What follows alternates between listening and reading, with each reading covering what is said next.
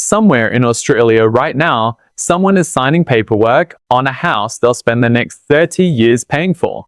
2 bedrooms, a tiny patch of grass, a commute that eats 2 hours of their day before they've even clocked in. And the price tag?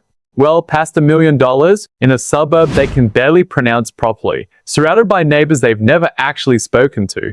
That's the version of Australia most people know. The traffic, the noise, the endless permission slips just to build a fence. But there's another Australia, one that doesn't show up on the postcards or the property shows. Scattered across the coldest straits and the warmest oceans, there are islands where none of that applies, where the entire system runs on one condition, and one condition only: you are responsible for yourself, not the council, not the grid, not some emergency hotline that puts you on hold for 40 minutes. You. No mainland safety net, no guaranteed delivery trucks, no quiet assumption that the lights will simply stay on because they always have. So what is this rule exactly? And more importantly, how does anyone actually survive under it? Because somewhere between Tasmania and Java, people are doing exactly that. Not camping, not visiting, living. And by the end of this, you might understand why so many people quietly wish they could too. Let's clear something up immediately, because it trips a lot of people up. Off-grid living in Australia isn't illegal, and it isn't some fringe survivalist fantasy either. It's real, it's legal, and it's happening right now on Australian soil. Just not the soil most people picture when they think of this country. This isn't about renting a rustic cabin for a weekend getaway with Wi-Fi and a coffee machine. This is about permanent residency in places where the ordinary comforts of mainland life simply don't exist by default. Where you don't call a plumber, you become one. Where the power company isn't a company at all, it's you, a battery bank, and whatever the wind or sun decided to give you that day. 3 places embody this reality better than almost anywhere else on the continent. King Island, sitting in the wild churn of the Bass Strait. Flinders Island, its granite-backed neighbour further east. And Christmas Island, a tropical outpost so far removed from the mainland that it sits closer to Indonesia than to Perth. 3 islands, 3 climates, 3 completely different tests of what it actually means to be self-sufficient. But underneath all of it, one identical rule governs every single resident. Nobody is coming to save you from your own choices. You built the system, you maintain the system. You live or you learn, and there's no shortcut around either one. So how does a modern citizen, someone who grew up with light switches and grocery delivery apps, legally step outside all of that while still technically living in Australia? Let's start where the wind never really stops blowing. Halfway between the Victorian coastline and the top of Tasmania, in a stretch of ocean sailors have feared for centuries, sits King Island. It's a small dot of land, roughly 1,700 people call it home, but it's quietly become one of the most studied places in the world for renewable energy, and for a reason that has nothing to do with climate activism and everything to do with necessity. There's no undersea cable connecting King Island to a mainland power grid, no backup coal plant humming away just in case. Instead, the island runs on a hybrid microgrid. Wind turbines, solar arrays, battery storage, and diesel generators held in reserve, all managed by Hydro Tasmania to keep the lights on almost entirely through renewable sources. It's not a demonstration project. It's the actual electricity supply for actual homes. And that's where the one rule starts to take shape. On King Island, resource accountability isn't a suggestion, it's the entire operating system of daily life. Your rainwater tank isn't a backup, it's your water supply. Your septic system isn't optional infrastructure, it's your responsibility, full stop. There's no quiet municipal hands somewhere keeping things running behind the scenes. If something breaks, you're the one who fixes it, or you're the one who goes without until it's fixed. Land here isn't cheap, but compared to a capital city, it might as well be a different economy entirely. Rural parcels start creeping in around the $150,000 mark, a number that barely covers a parking space in some Australian cities. What you're buying isn't just dirt. You're buying the right to generate your own electricity, harvest your own water, and build a life almost entirely disconnected from anyone else's decisions. There's something strange and quietly thrilling about flipping a light switch out here. That electricity didn't travel through hundreds of kilometers of cable from some distant power station. It came from a turbine spinning in wind that just rolled straight off the Southern Ocean, unbroken by land, for thousands of kilometers. You are, in a very literal sense, powering your own life with weather. But independence has a price, and it isn't always measured in dollars. If the mainland grid fails, King Island barely notices. Its systems are built for exactly that kind of isolation. The real vulnerability shows up somewhere else entirely. What happens when a supply ship can't dock for 3 weeks straight because the strait is too violent to cross? That's not a hypothetical. That's a Tuesday in the wrong season. And it's a question that gets a very different answer once you sail further east, into terrain that couldn't look more different. Cross the churn of the Bass Strait eastward, and the landscape changes almost entirely. Gone are the low, wind-swept pastures of King Island.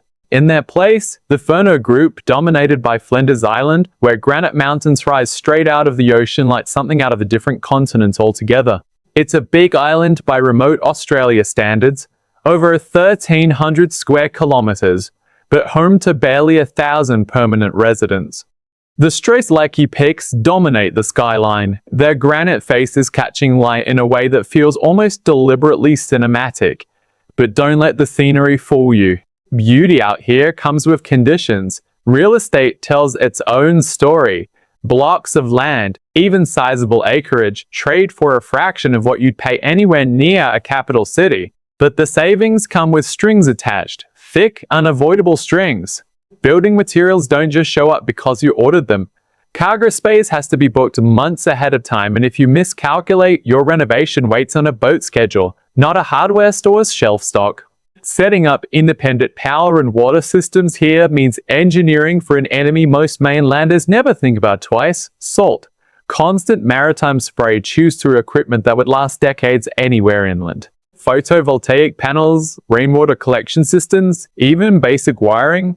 Everything has to be built or rebuilt with corrosion in mind from day one. There's a psychological shift that happens on Flinders Island that's harder to quantify than land prices or shipping schedules. It's the shift from constant digital noise to something almost startlingly physical. Your neighbor isn't just someone you wave to. They're your mechanic when your generator won't start, your builder when a storm takes out a section of roof, your entire emergency response team, because the nearest official one might be a plane ride away, if the weather even allows a plane to land. And that's the real tension simmering under all that granite scenery. Step onto an empty beach here, and the silence isn't peaceful in some soft meditative way. It's heavy. Your own footsteps might be the only sound for 10 miles in either direction.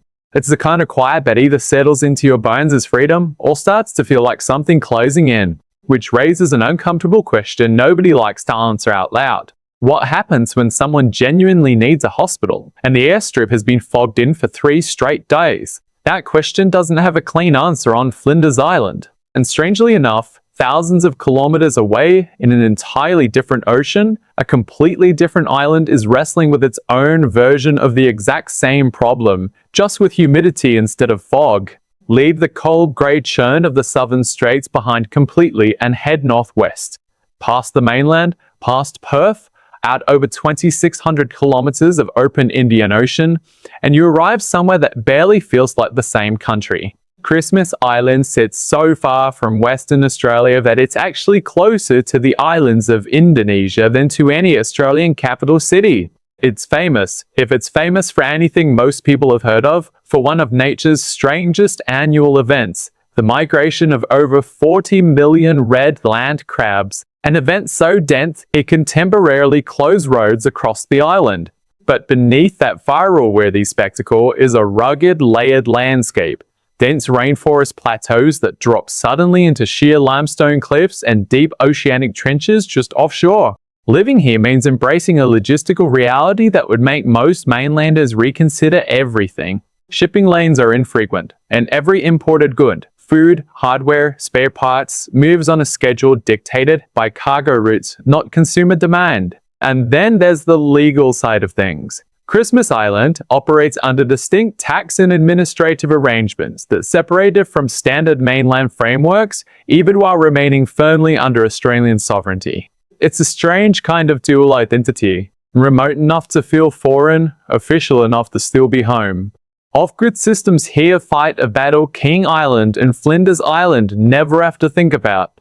Tropical humidity and monsoon-scale rainfall. Rainwater harvesting has to be engineered to survive downpours that would overwhelm a temperate climate system in minutes. Solar arrays need constant maintenance against corrosion that thrives in wet, salty, humid air.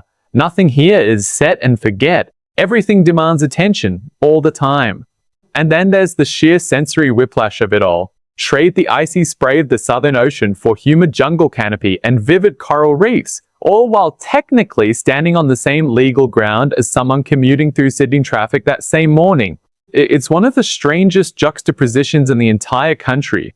Pristine national park and rugged limestone cliff lines sitting practically next door to high-tech satellite tracking installations, quietly doing their work in the middle of what feels like untouched wilderness.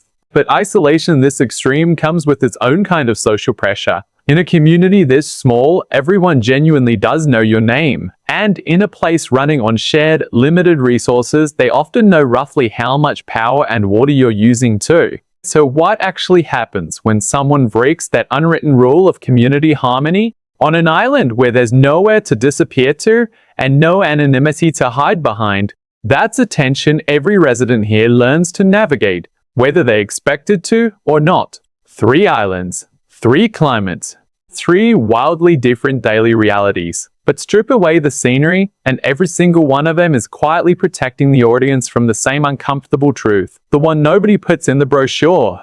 Here's where the postcard version of island life falls apart completely, because none of what you've just heard comes cheap, and very little of it comes easy. Start with freight. Shipping a pallet of solar batteries, roofing materials, or vehicle parts to an island isn't like ordering online and waiting 2 days. It's booking cargo space, paying premium freight rates, and sometimes waiting weeks for a delivery window that weather alone can push back further. There is no same-day delivery out here. There is no Uber Eats pulling up to your driveway at 9 p.m. because you didn't feel like cooking. If you forgot something, you plan around not having it, sometimes for months. Medical emergencies expose the sharpest edge of island isolation. The Royal Flying Doctor Service exists precisely because places like these need it. But even the Flying Doctor can't outfly bad weather. When conditions ground aircraft, evacuation timelines stretch, and residents are left managing situations that, on the mainland, would be a 15-minute ambulance ride away. So, here's the real question underneath all of this. Can an ordinary person, someone who spent their whole life with backup systems built into everything, actually handle this level of grinding, physical, mechanical responsibility? Not the romantic version, the actual version. The generator that won't start at 2 a.m. in the middle of a storm. The water tank that runs low 3 weeks before the next boat. The part that breaks and simply cannot be replaced until the next shipping window opens. It's a sobering shift from the awe of the earlier sections into something far more grounded. And it's exactly the kind of pressure that either builds a person into something tougher or sends them packing back to the mainland faster than they ever expected. Which leads to the part of this story that has almost nothing to do with logistics, and everything to do with what's happening inside someone's head.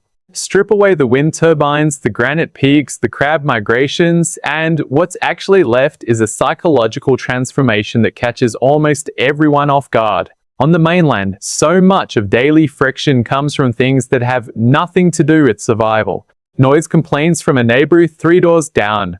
Homeowners association rules dictating the color of your front door. The quiet, constant hum of digital surveillance. Cameras, notifications, algorithms tracking your every scroll. None of that follows you out here. There's no committee to answer to for the height of your fence. But that freedom isn't free. In its place comes something heavier. Total personal accountability. Nobody else is responsible for your water pressure.